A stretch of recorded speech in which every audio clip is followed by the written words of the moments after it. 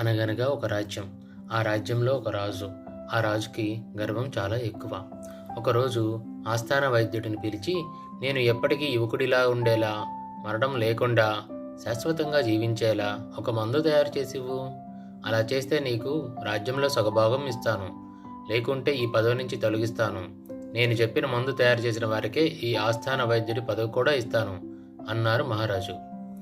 అప్పుడు వైద్యుడు, అలాగే మహారాజా, వైద్య గ్రంథాలు చూసి మీకు ఏ విషయం చెబుతాను. నాకు 4 రోజులు గడువివ్వండి. కొన్ని రోజుల తర్వాత మహారాజుని కలిసి వైద్యుడు ఇలా అన్నాడు, మందు తయారు చేసే మార్గం కనుక్కున్నాను మహారాజా.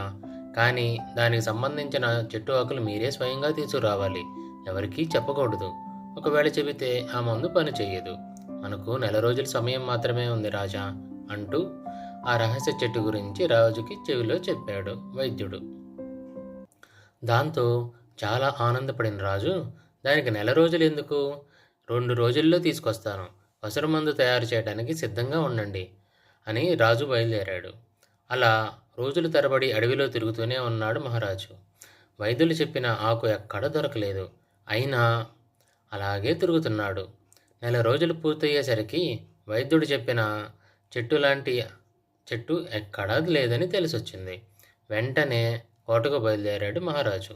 తర్వాత వైద్యుడిని కలిసి ఇలా అన్నారు, ఎప్పటికీ నేను రాజుగా ఉండాలన్న ఆశతో ఆ మందు కావాలని అడిగాను. మీరు చెప్పినట్లు ఆకులు రాలని చెట్టే లేదు. ప్రతి చెట్టుకు ఆకులు రాలుతూ వాటి స్థానంలో కొత్తవి చిగురుస్తున్నాయి. అప్పుడే అర్థమైంది, ప్రతి చోట మార్పు, కొత్తదనం అవసరమని అన్నారు మహారాజు. ఆయనలో వచ్చిన మార్పును చూసి వైద్యుడు సంతోషించాడు.